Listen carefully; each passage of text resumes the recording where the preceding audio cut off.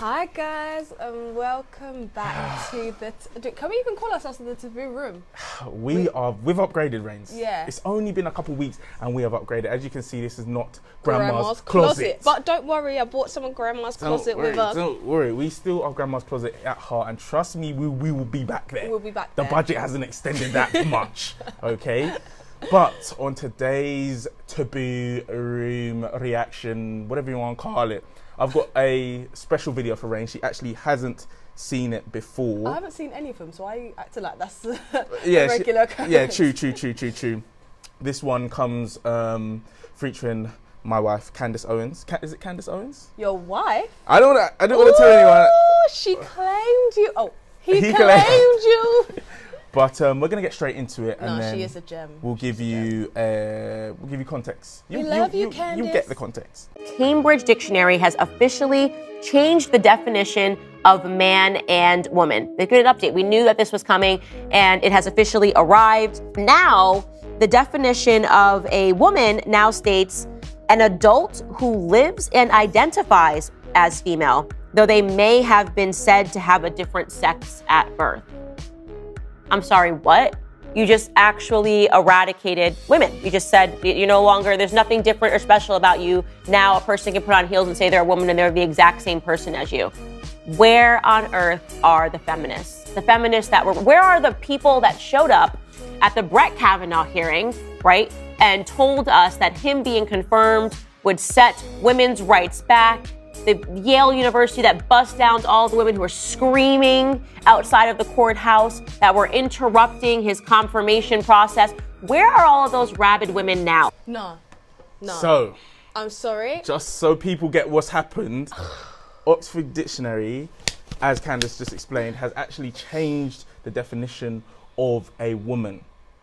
Right, have you seen or read The Handmaid's Tale? No. That is a dystopian tale in which Margaret Atwood takes utopia to its logical end, and it ends up being a dystopia. So let me just, for those of you who don't understand, Which is everyone, don't worry. so like, you know, everything you think that would be amazing in the world. So feminism, we're talking of everything, like it ends up being a state of institutionalized because Wait, what? Yeah. Grape. Yeah, because like women are given so much liberty to be this, that and the other that it ends up being like, you're not allowed to choose who you want. We're going to give you someone who's perfectly suited to you. And there's a lot more behind it. I can't go into everything, but this is what is basically happening. Everything that she's said in that video is so true, because it almost makes, not that the definition of a woman in a dictionary defines who I am, but the thousands upon millions of women that you said have protested, that have rabidly protested, that have lost their lives, just for it now to be something wishy-washy. For me, it hurts. That's not to take away from any transgenders, anyone who struggles with their sexuality or individuality. I'm just saying, as a woman, I know what my definition is. If you don't fit in that category, you shouldn't take that away from me. What about the people, just to be devil's advocate here, what about the people who, as you say, really feel that they should have been born a woman and that they now identify as a woman, and being in that kind of... that grey area. That limbo, as a sense, yeah.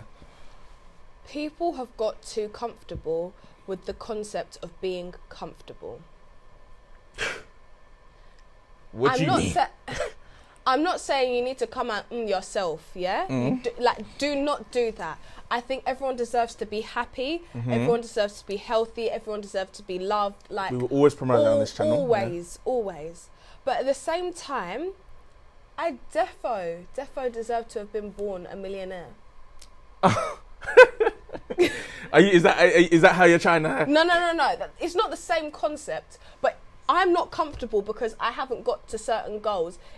For me, it's a case of, I sympathise with you a lot, and I believe you should be respected. I believe that you should be allowed to identify as a woman, but the definition of a woman should not change because you choose to identify as what I am. Okay. Does that make sense? That is now making sense. Like, I genuinely, after studying, I studied this in A-levels, and there was actually there's a part in the brain, it's like tiny, and in men it's a lot larger, in women it's smaller, and they found that a lot of the time these transgender women who've fabulously donated their bodies to science, this part in the brain is significantly smaller, that of which you'd find in a woman. So I am under no like false pretense that you don't identify as a woman and you don't feel like a woman. I just believe that we've taken 100 steps forward in equality and this, that and the other, to now take 10,000 steps back, because what it is to be a woman is you could literally be anything and be a woman now. Like, for me, womanhood is so special. Same with manhood. And manhood, exactly. Yeah, we're not doing that. But I'm just speaking from my experience. Of course. So yeah, devil's advocate, how do you feel? Because obviously it's not just the women's definition that's changed, men has changed as well.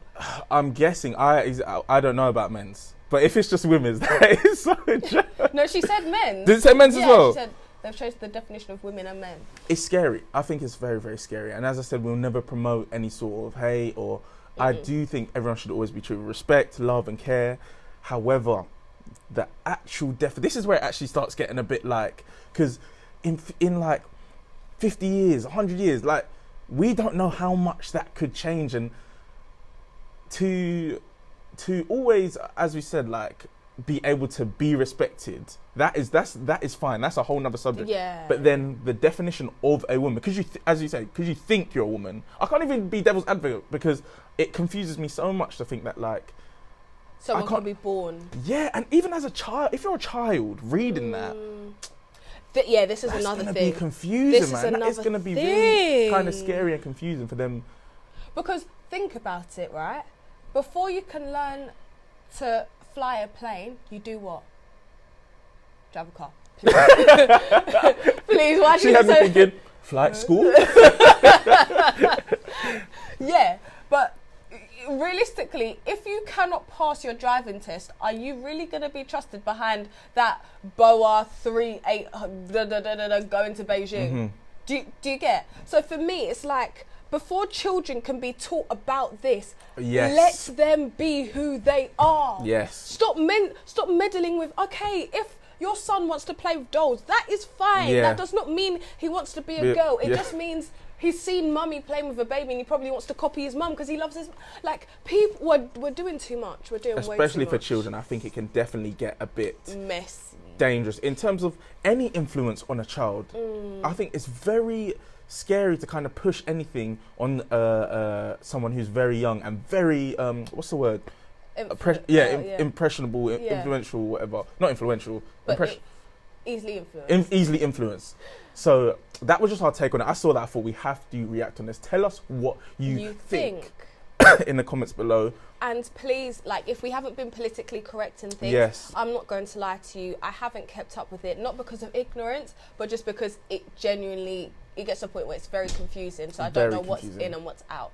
So please correct us down below. I've got no qualms of being corrected. I'm always up for being enlightened. Until next time. Indeed. We'll see you later, guys.